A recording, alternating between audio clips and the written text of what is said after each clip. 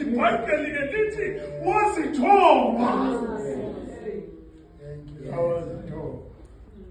uNkulunkulu wazithoba, bazalwane, wazithoba. Yazi lento iyinkinga ngoba abafuze uNkulunkulu bafuna ukuphakama. Kodwa lithi iBhayibheli Jesu wazithoba elalela njalo.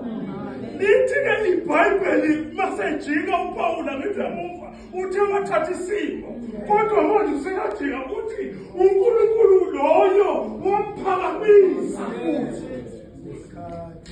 Ukhulindaba ungane wathi uthatha isimo useyashintsha futhi manje usethi wamphakamisa. Lithi-ke iBhayibheli wamnika igama elikhulu kunamagama onke ukuze kuthi onke amadolo. Ngifuna ukuya kulento elithi iBhayibheli ukuze